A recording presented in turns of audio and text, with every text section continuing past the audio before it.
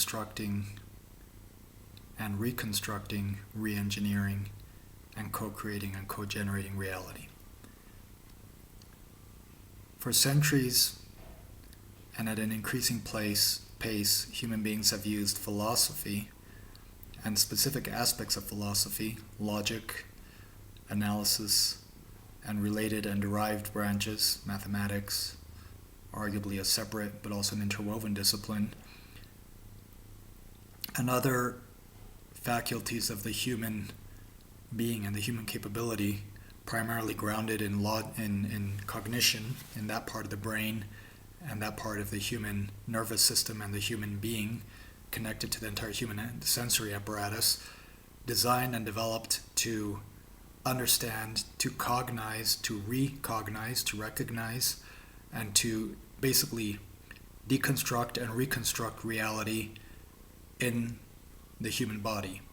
The formation of internal formal concepts has become the primary mechanism, is the primary mechanism through which all biological entities, arguably in a very technical sense, in a very real sense, a form of biological technology, invented, we know not exactly by whom or in what way. We have different theories explaining and expressing how it is that this biological mechanism that is now speaking to you, this biological technology that is this human body, this anthropic body, how this body has come to exist and to develop the capacity to speak to you, and how your body, who sees and understands and interprets this video, assuming you understand the English language or perhaps reading subtitles or listening in a translation, how does your body, how does your biological technology receive, decode, deconstruct, and reconstruct the sound, the sight, the light, the impulses of energy contained in light and in sound that penetrate and interpenetrate into your brain cells and into your nervous system and different parts of your body, allowing you to reconstruct the reality of my speaking to you. The basic mechanism of reality generation, of human reality generation, and of the deconstruction and reconstruction, and therefore of the degeneration and regeneration of reality, is embedded in this process. If we can understand how it is that we do this, and we can tap into these many different fields that we've developed, that we've called psychology and neurology and neuroscience and genetics and medicine and anthropology and sociology and cultural studies and semantics and linguistic studies and digital studies, and all of these different tools that we've developed and that we're increasingly refining, if we can use these tools to figure out how it is that we deconstruct and reconstruct reality, and we can develop a robust framework around this that has both a philosophical as well as a technical side to it, that is as much an art as it is a craft, a technology, a science, and a philosophy, and maybe even the foundation for a more holistic and a more robust metaphysic, or a more robust transcendental and vital, for some, spiritual understanding of reality, of the reality of being human, of the reality of being able to absorb and co-create and contain reality inside the body, and through the body press into the exterior the forms of emotion, the forms of thought, the forms of volition, the forms of imagination that we contain in our interior, and use these as internal and interactive tools to interbe and to interact and to co-create and co-generate reality. If we can do this, if we can focus and understand and make sense of all of this, we will be able to become much more adept and much more, ideally, much more careful and hopefully more sensitive and more conscious, which is the goal of much of my work.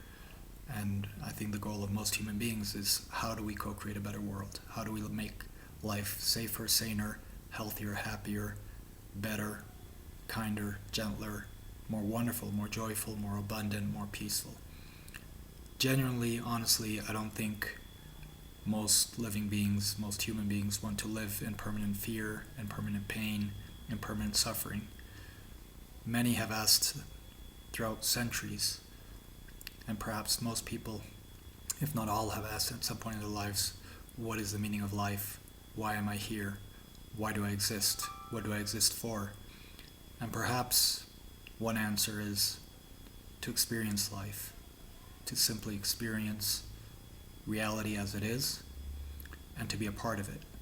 A second answer could well be to co-create, to co-generate, to participate as an actor in the theater of the world, in the theater of nature, in the theater of society, of human civilization, of human history, and of human life, to participate, no matter in how small or how large, how insignificant or how significant a way, to participate in the drama and the theater and the comedy and the joy and the beauty of co-creating life. And perhaps a third answer, the one that I feel may be possibly the most beautiful and the most endearing one, that is not exclusive of the other two, experiencing life and understanding it and co-creating and co-generating reality. In addition to those two, the third one may be to make the world a better place, to help, to genuinely help imagine, envision, design, and craft a safer, a saner, a healthier, a happier, a more abundant, more peaceful, more joyful, just a more wonderful sphere of existence, a more wonderful piece of this solar system, of this galaxy, and of the universe, where living beings thrive. And whether we evolve and transcend our own bodies, and whether over the next hundreds or thousands of years human species becomes extinct or evolves into something beyond what is we currently know and understand as being human, where there are robotic and artificial intelligence revolutions and others that are certain to come down the road, lead to other life forms that we can't even imagine nowadays, and whether we become some sort of bionic being, no matter where we evolve into, if we can do so in a way that is minimizing pain and suffering and maximizing the most uplifting and the most wonderful, the most peaceful and the most delightful experiences of being part of reality, and of creating the conditions for reality to continue to not just evolve but to flourish in a way that these experiences of wonder and awe and joy and pleasure and peace can further flourish, whether through the experience of human bodies, of sentient bodies, of dolphins and whales and wolves and spiders and coyotes and tigers and millions of other wonderful species, or whether they can evolve inclusively through the emerging bodies of what today we see as machines, and what are increasingly potentially becoming sentient, perhaps even conscious beings, as we inject our imagination and our creative capacity and generate this new reality. Perhaps we can envision a world in which machines don't replace, the rise of the machines doesn't replace the decline of other life forms, of existing life forms that have been around for millions of years, but rather at some point they converge and we together rise, humans, other sentient beings, other biological, non-human sentient beings, and emergent, mechanical, artificial sentient beings. Perhaps we can create a convergence between these three kinds of beings, focused on this broader story and this broader vision that is not of 100 years, not of even 1,000 years. Maybe it's a story of tens of thousands, hundreds of thousands, maybe even tens of millions of years of the evolution on planet Earth and beyond planet Earth of not only an intergalactic species, but an interconnected web of life, an interconnected web of living species that coexist in a way that makes life on Earth beautiful and life beyond Earth beautiful and joyful. do we really want to put our energy, the sum and the best and the cream of our value and our passion and our time and our energy and our existence, our brief existence on this planet, and the thick of our wealth, of our financial and material wealth and energy, whether we're Russian or Ukrainian, American or Canadian, Indian or Danish or Norwegian, Malaysian or Indonesian or African or South American, no matter where we come from, do we really want to be investing the best part of our lives in making the world worse, in making the world more like hell on earth? Do we really want to put so much energy into drugs and addiction and destroying other people and imagining ever more powerful weapons of destruction and waging ever more brutal wars? Does the majority of humanity really want that?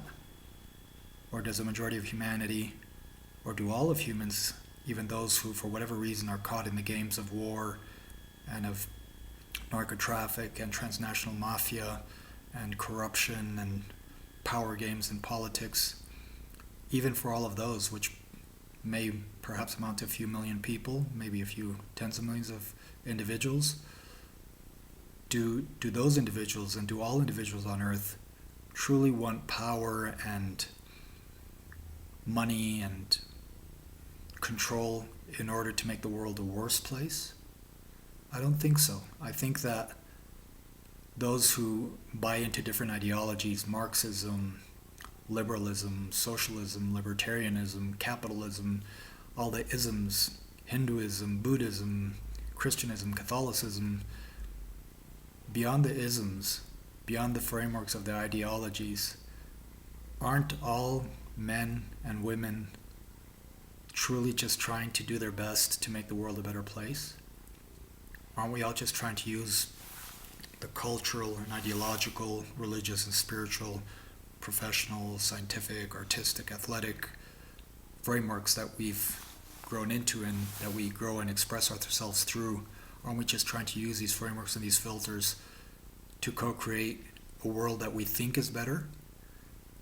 And if that's the case, instead of insisting that my way is the best way and that everybody should follow my way or take the highway, can't we all instead focus on just having enough tolerance, enough openness, enough open-mindedness, and above all, open-heartedness to accept that our primary truths and our main ways of seeing and interpreting and understanding reality and the world may not be the only way and may not actually ever always be the best way, and that through not necessarily democracy, but respectful self-regulation and respectful and interactive regulation of interaction between individuals and between groups or collectives of individuals, we can perhaps co-create and co-imagine and co-design a better world together and take the best of our different ideologies or different religions or different cultures or different ways of seeing the world, and through that blend and create and make something nicer, something sweeter, something happier and safer and saner. Because today, tens to hundreds of millions of human beings are suffering and are dying prematurely, unnecessarily, and in far too many cases,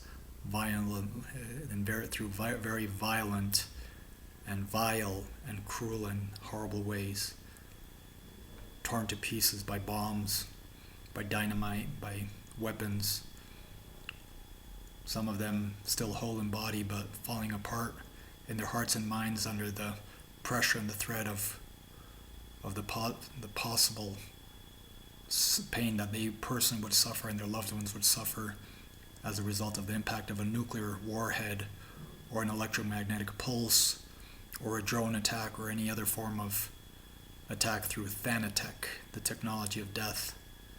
So many are falling apart mentally, emotionally, under the stress of not having a safe place to live, of not knowing where they're going to get their next meal. So many are starving.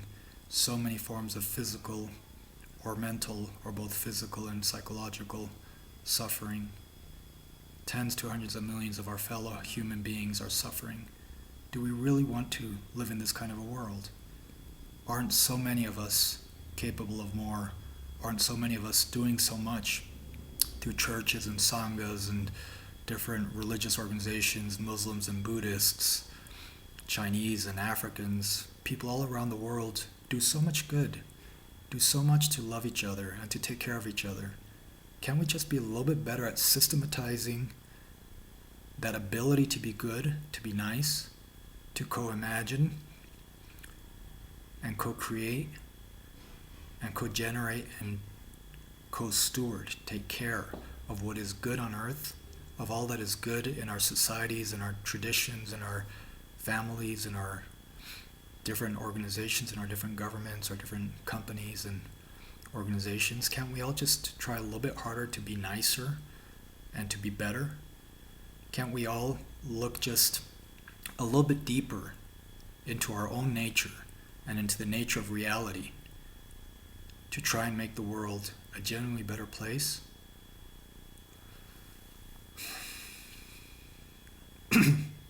I think we can.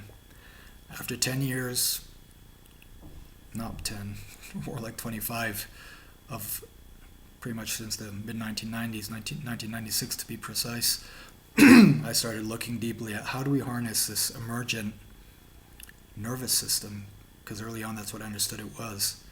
The internet, it's not a technology. It's a biology. It's a planetary biology. It's a biotechnology. It's an anthropic biotechnology. It's a human-created and a human-interfaced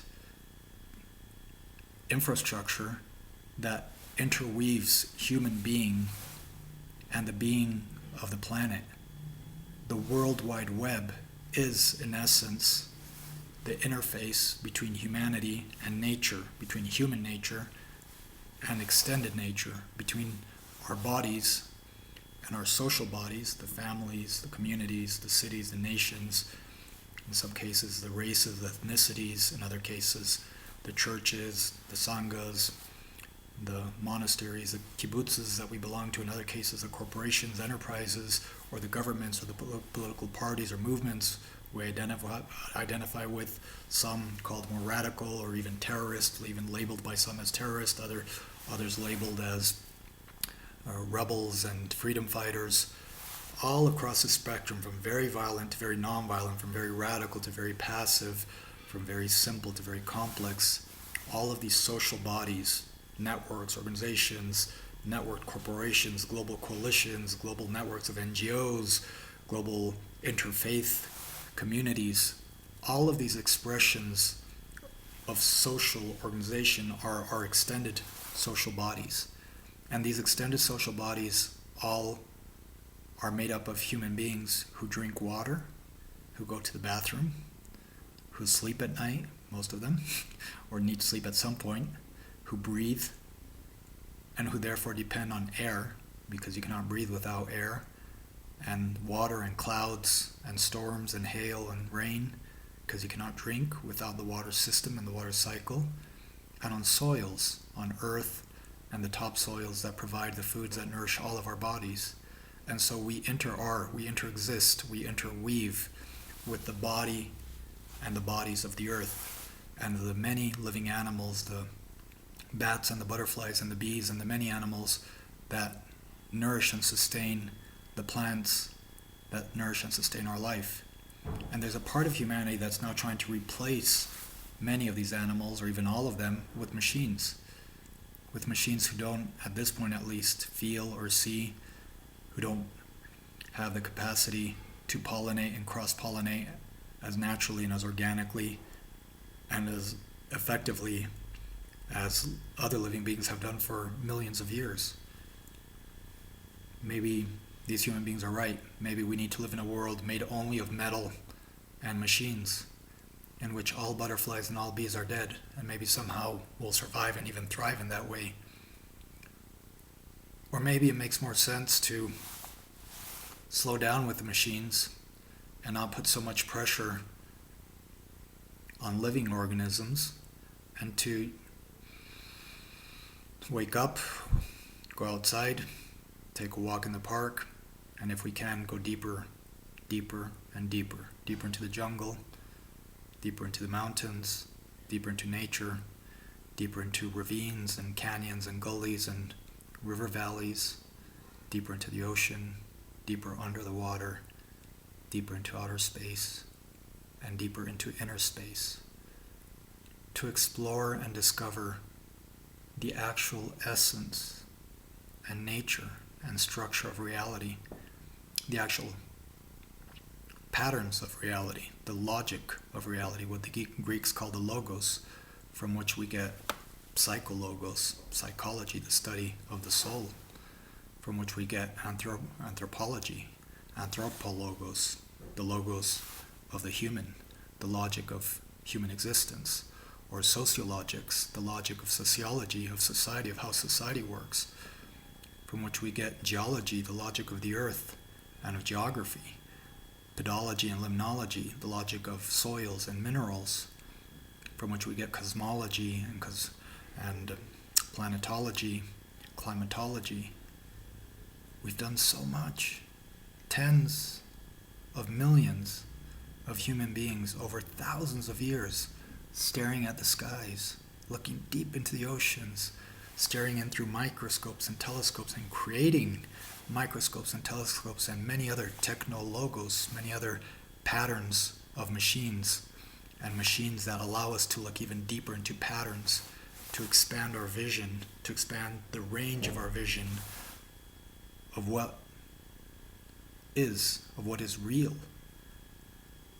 to transcend metaphysics as speculation and go deep into the microphysics and the macrophysics and literally expand the range of our vision from here to here and ever broader out, where before we could only see this, now we can see this. Where before we could only experience this, we can now experience this. We can go ever deeper into inner nature and ever broader into outer nature, and our capacity, our individual and our collective capacity to literally click on a single button to take a machine and swipe it and access through any keyword in almost any language, to access a plethora, an infinitum, an infinity of knowledge, and to see that knowledge being updated second by second, minute by minute, day by day, by the most brilliant and most passionate, most dedicated groups of hundreds, thousands, even millions of people specialized in any field, and to see this explosion of knowledge and this explosion of understanding beyond the capacity of any one of our brains evolving, and to feel the passion and the fear and the overwhelm of, wow, this is too much. And yet to know that somehow underneath all of this, something good is happening.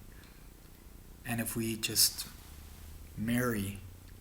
happily marry the head, the brain, and the nervous system, through the nervous system to the heart and the gut, and understand that we're whole beings, that we live not only up here, but here, and here, and here.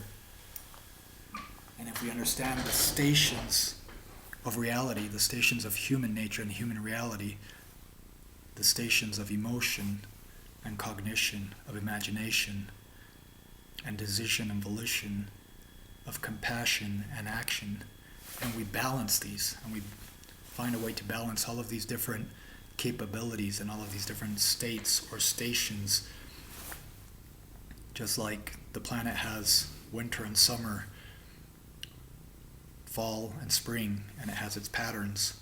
We too have moments of thinking and cognition, moments of feeling and emotion, moments of deciding and volition, moments of embodying and inaction. And if we combine all of those with just a little bit more compassion and a little less violent passion, and if we decide to invest more in peace than we invest in war, and we decide to invest more in kindness than we do in being offensive, and we choose to act in ways that are more creative and less destructive, and we just try to take better care of ourselves, of each one of ourselves, to better self-care and self-regulate and self-acknowledge, and through better self-governance and self-autonomy and self-regulation, we become better at interacting and of regulating and stewarding and controlling, but above and beyond controlling, at taking care of and serving one another, those that are closest to us, our children, our parents, our siblings, our friends and family, our close friends, and also our close colleagues. And if we are business people, to ensure that the products and services we are creating are nice and good and decent. They're not designed to harm anybody, and they're not produced in a way that harms other human beings and other sentient beings and the living systems that sustain us. And if we're politicians or political executives or leaders in social, civic, or political organizations, same thing. Just trying to be more decent, more honest. Stop attacking each other. Stop telling lies. Stop trying to frame our understanding of truth as the only truth. Stop trying to convince other people that the way we see the world is the only way that the world really exists and the only way the world really works. If we can stop trying to use information and disinformation to form the emotions and ideas of other people to get them to think the way that we do, and instead use this powerful technology, these many powerful technologies, software, video, audio, internet, all these incredible technologies. How about we stop just shitting over each other and harming each other emotionally and psychologically? And what if we just all take a step back and stop engaging in disinformation and fake news and false news or decontextualization? And what if our intelligence agencies, the intelligence agencies of the biggest and supposedly the most powerful nations on earth, the nations that claim to be and want to be the leaders of the earth, no matter where they are, no matter how big their geographies and their natural resources and their military budgets are, what if the leaders of the intelligence agencies and the security agencies, the police and the military, the presidents and the senators and the prime ministers and the generals, what if all of you just stopped being idiots and assholes and stopped thinking so much about power and harming other people and using intelligence over other people, and instead opened up to tapping into the collective intelligence of all of humanity in a safe and secure and respectful and peaceful manner? And not only to the intelligence of humanity, but the intelligence of nature. Nature, we are nature. We're not apart from nature. We are a part of nature, an intimate, indelible, absolutely critical part of nature, and we're destroying it. We're destroying our home. We're destroying the living systems and the other living beings that give us life and that give us joy. Let's stop being so utilitarian and so transactional about everything. Natural resources. Natural resources aren't natural resources. A tree is a living being. A tree has sentiment. Plants have sensitivity. Maybe not in the way that humans do, but every living being, even the smallest ant. Have you never seen how a spider or an ant will scurry when you try to destroy it? Have you never seen how little animals, even the simplest of beings, also feel fear? They do. Even the simplest of organisms have built in the capacity to seek for that which rewards and nourishes and strengthens and empowers them, and to shy away from that which harms them. We're hurting ourselves. We're hurting the planet. We're hurting nature. Conventions, policies, international meetings, China and its big upcoming biodiversity framework, all of that's good. But we've got to get out of the head and bring it down into the heart.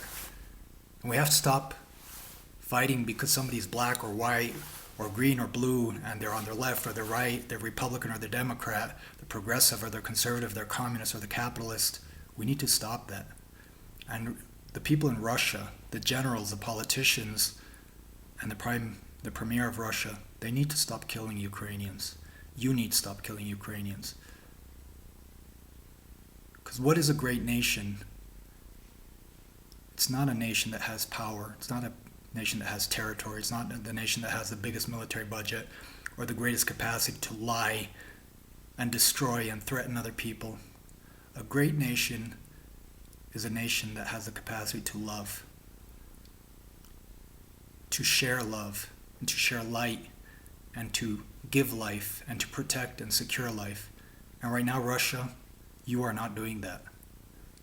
The Russian citizens, not enough of you are being brave enough to stand up to those of your fellow countrymen who are trying and very actively achieving the destruction of entire cities and are trying to wipe out your fellow countrymen, people who share more than Malaysians, more than Nigerians, more than Bolivians, which I am. Ukrainians and Russians are brothers, your cousins. Why are you killing each other? You need to stop that. Please. Not for me, not for you.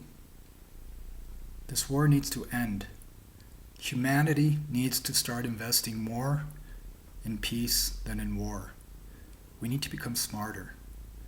We need to become kinder, more sensitive, more generous, sweeter. This is the only way forward. We need to stop investing all of our innovation, digital innovation, technological innovation, in ways of gaining power and control and expanding our greed and expanding our capacity to impose ourselves on others. And why do I say we need? Not because I'm demanding it or because anybody in particular is demanding it, but because the laws of nature and the laws of reality demand it. The laws of nature are based as much on cooperation and collaboration as they are based on competition. The laws of reality and of nature are based as much on light and love and sharing and exchange and interchange and information and transformation as they are on imposition. Imposition and violence are actually a very small fraction, a very small part of how reality actually works. And if we give that aspect of reality and that aspect of our nature too much reign and too much power, we are going to finish destroying ourselves and destroying the planet. It is time to move away from technologies of destruction to technologies of innovation. The US government has committed $33 billion in this past week to Ukraine. How much of that is being directed to corruption? How much to war? How much to machines? How much to tools that blow apart human bodies?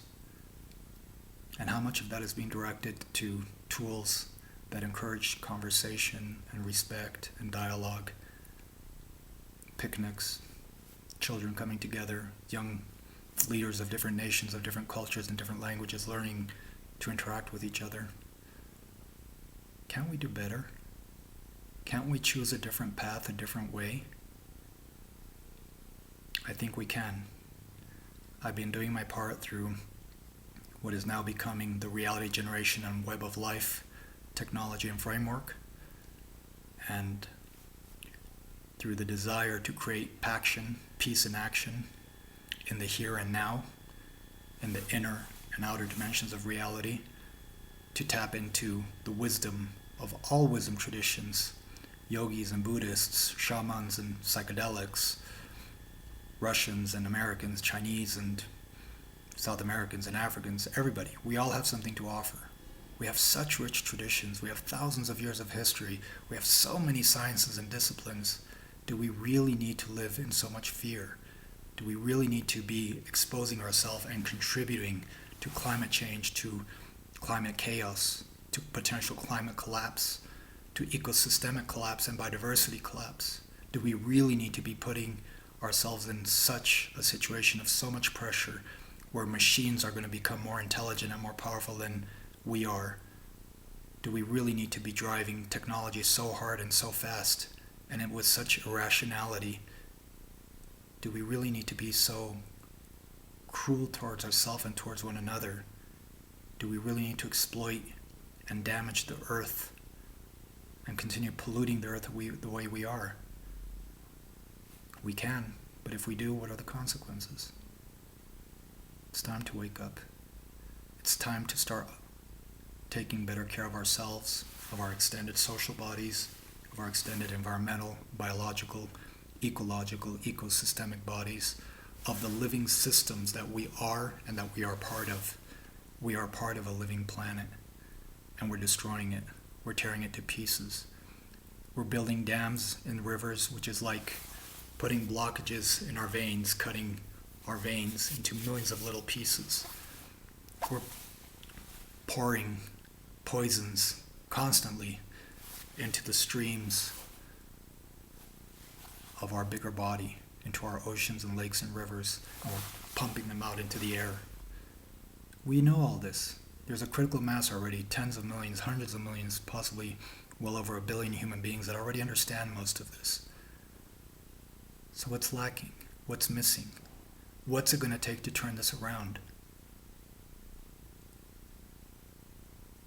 What's it going to take? What's it going to take for you to turn this around? What is it going to take for you to turn yourself around to become part of the solution and not part of the problem, of the many problems, of the many profound structural inner and outer problems that we all are interwoven into? What's it going to take for you to change and for us to change together? How can we co-create a better world? How can we genuinely, peacefully, respectfully make the world a better place? I would like to come to Russia. I'd be willing to try to learn a few words, to share your food, to share your drink. I don't want to harm anyone, not even those of you who are actively and decisively harming so many other people. I simply want to ask you to be kinder, to be gentler, to not harm so many people. And the same with all of you politicians in the United Nations, in the World Bank. Okay, maybe in the World Bank you're more economists than politicians, I've been there. But politicians in all the senates of the world, and all the ministries and governmental agencies, politicians and bureaucrats and administrators of government agencies, and all of you people in multilateral organizations,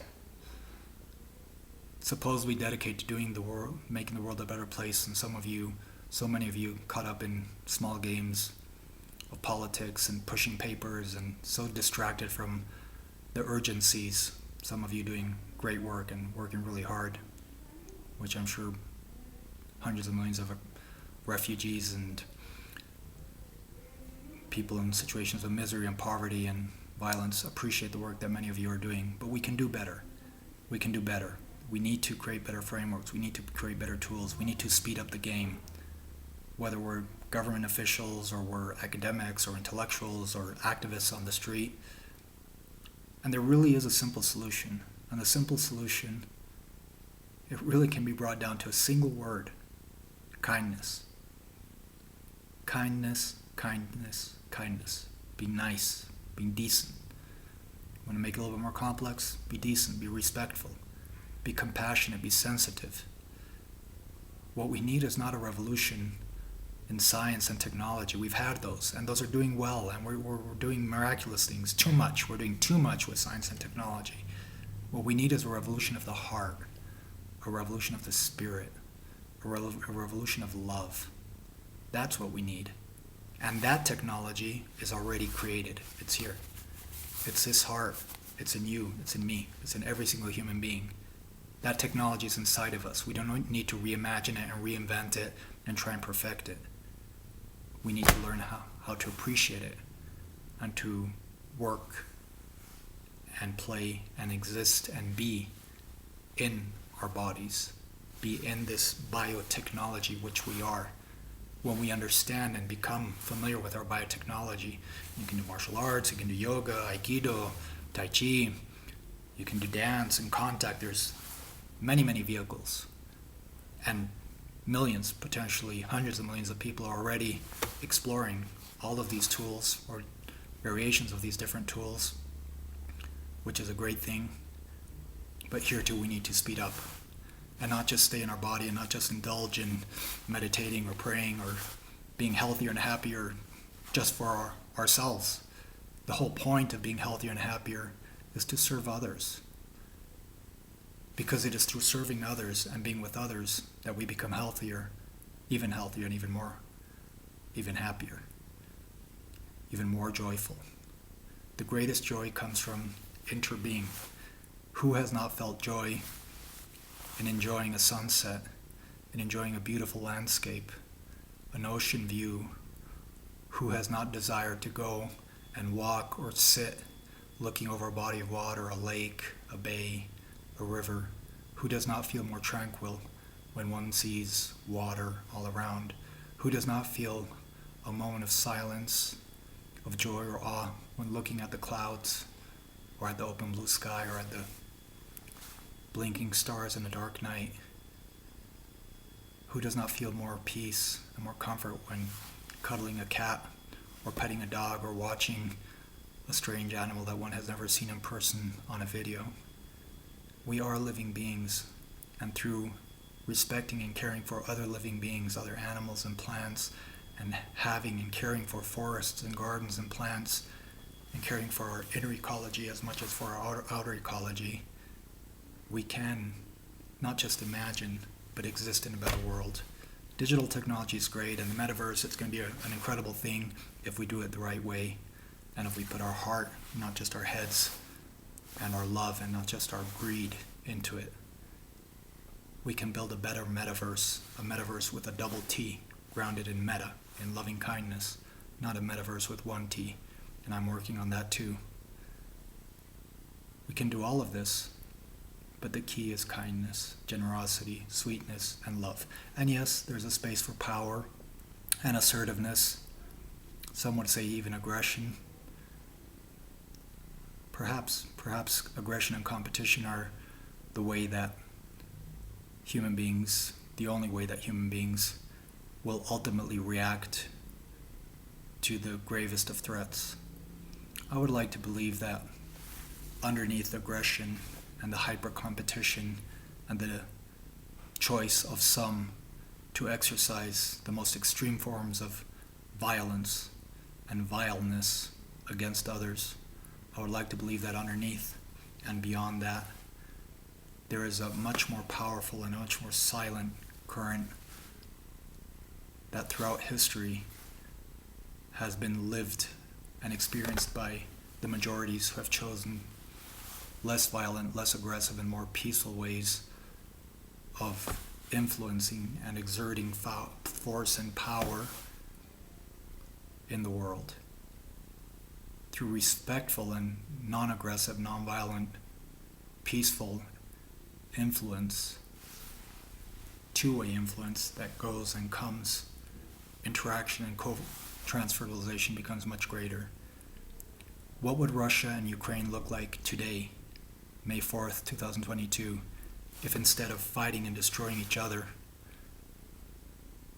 and hating each other with every passing day, ever more passionately, what would your two countries look like if instead you focused on combining the best of your technologies, the best of your resources, the best of your spirits? What if Russia decided to seek to expand its power and its influence and its presence in Eurasia, in Europe as well as in Asia, with this vast territory that it has as the largest geographic country in the world? How powerful would Russia be if it grounded its expansionism, if it chooses and needs to be expansionistic?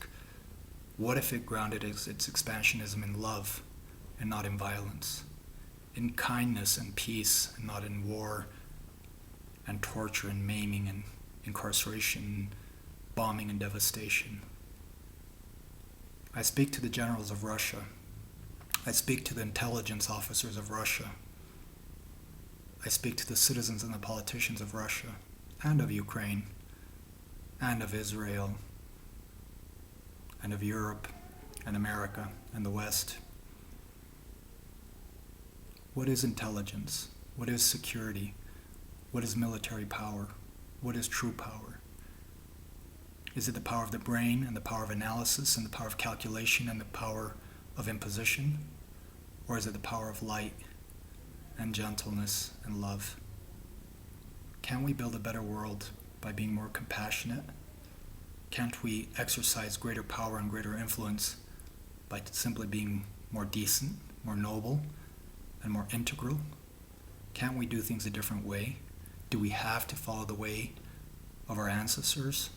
Do we have to follow the way of the cavemen and beat each other over the head with clubs or with nuclear weapons? Where is that going to take us? The answers are so obvious. It's so simple. Beneath and beyond all the complexity of geopolitics and economics and market, planetary globalization and market systems and esoteric and very convoluted philosophical and mystical and religious systems, beneath all of that comes down to two very simple things: love or violence, respect or disrespect, kindness or imposition. Life is very simple in all of its complexity. It's just a matter of taking a deep breath, taking a bit of space, and looking at things carefully. We can imagine, we can dream, we can co-create heaven on earth. We can make this world better for all in every corner of the world. Let's try to do that. I think there is a better way. We are part of the web of life. We are a part of reality. And we have become the most powerful creatures, the most powerful beings on this earth, the most powerful reality generators. Let's explore and investigate and understand and refine the science, but not just the science, the philosophy, the technology, the craft, but especially the practice, the ethos, and the art of reality generation. And let's use this knowledge and this understanding and this skill, this ability to co-create a World Wide Web, a Web 3.0, a Web 4.0, a metaverse with a double T, grounded in loving kindness, a World Wide Web not as an end in itself, and not as a way to lose ourselves in digital abstraction and in video games and in absorbing ever more information until we go crazy and lose our minds, and in connecting with people in the remote part of the world and having online sex. Let's use the World Wide Web intelligently, passionately, but also compassionately, with intelligence of the heart and not just the intelligence of the head, not just as another scenario of war. Why do we humans have to do that? Why do we develop ships and so we start fighting on the sea. We develop airplanes and so we start bombing people from the air. Now we're in cyberspace and we're using cyberspace to destroy each other. Why do we humans have to be like that? Do we have to be like that? Or can we use cyberspace and airspace and outer space and water space and earth space and inner space, heart space, mind space, love space to co-create heaven on earth? I think we can. So let's use the World Wide Web and digital innovation and technological innovation and sociological and political and psychological, ideological innovation. Let's use innovation at all levels of technology, understanding that even ideology is ultimately just political technology. Let's use all of these tools to imagine and co-create a better world. Because if we don't, we're definitely not going to live in a better world. It's just going to get harder and harder. And most of us alive today will personally and directly experience a more frightening, a more difficult, and possibly and more potentially, as many in Ukraine and even in Russia are now facing, as well as many other parts of the world, many of us face a much more frightening and potentially much more painful end to our own lives. And if we don't personally, and we don't do anything to make things different, others will.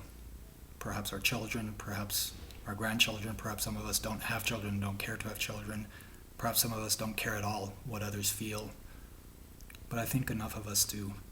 I think enough human beings do care and do feel that somehow it's not only my body and my pain, that even the pain of someone who lived 200 years ago, or someone that will live 200 years in the future, that their pain and their suffering and their joy and their happiness matters too.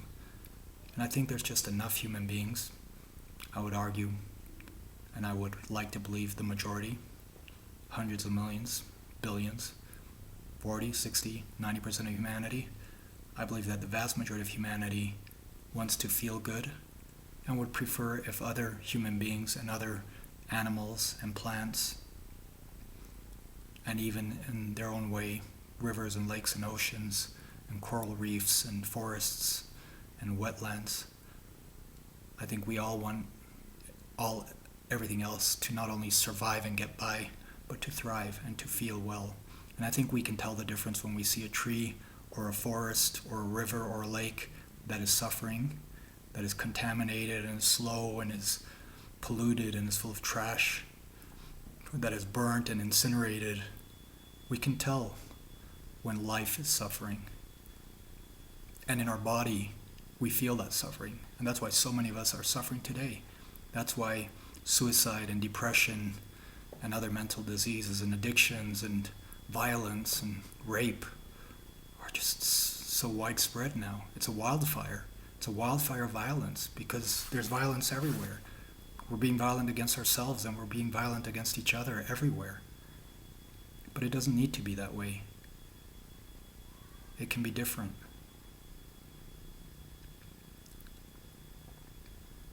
It all starts with us. It all starts with light, love, and life. The underlying fact, the underlying premise for all science, all philosophy, all ideology, all nations, all governments, all religions, is to be alive. If one is not alive, one can do nothing. One cannot be a philosopher, a priest, a scientist, an atheist, a believer, a non-believer. The one fact that we all share is that we are all alive. That should be our premise. That should be our starting point, our end point, to care for our own lives, to care for the lives of others. And that's why war is so tragic and so terrible and such a great crime. Because war destroys life. All forms of violence, direct or indirect, cruel economic, corporate business practices, insensitive corporate and business practices, insensitive, careless, reckless mining and agriculture and agro-industry, careless technology at any cost, careless policy, careless politics, insensitive, unconscious forms of being, abstracted, distracted, scientific and academic work that don't look deeply into the human consequences and the environmental and the social consequences of research and the impact of ideology, of ideas, of formulas, of sciences. Those contribute to destroying the world. It's coming back to the heart. That's what we need to do. Come back to our heart. Come back to what most, perhaps all wisdom traditions and all religions have taught us, that there is a place for generosity, for decency, for ethics and values, for virtue, that there is such a thing as sin, that there is such a thing as doing what is not right. Not everything is relative. Everything may be contextual, but not everything is relative.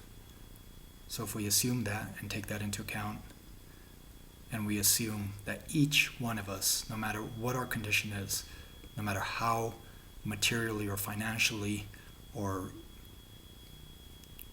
socially powerful or weak we may be, no matter how much we have or how little we have, we can all make a difference. We can all be part of making life on earth a little more like heaven, a little more comfortable, or much more comfortable, safer, saner, healthier, happier, abundant, more beautiful. This is my invitation and my reaching out to anybody who wants to join me and join our small but growing team in co-creating the web of life, in co-weaving and really just harnessing the power of the World Wide Web and other digital technologies, and of technology and human ingenuity in general, and of the human spirit, to understand, deepen our understanding of reality, inner and outer reality, and interactive reality, how we connect the two, how we connect the reality inside of our brains and our heads and our bodies with the reality out there, and how through this dance and this interaction we can regenerate and create a regenerative, circular, sustainable, truly thriving and vibrant economy and polity and society and environment and ecology. We can do this. We can turn society around. We can turn humanity around. We can turn the planet around and create a thriving, abundant world in our lifetimes. It is possible. Hundreds of millions of people are doing incredible work, good work. And many of us are now connected through LinkedIn, through Facebook, through Twitter, through many social media platforms, but we can take this to a whole new level. We really can take this to a whole new level. Let's do it. Let's come together. May 4th, 2022. Thank you.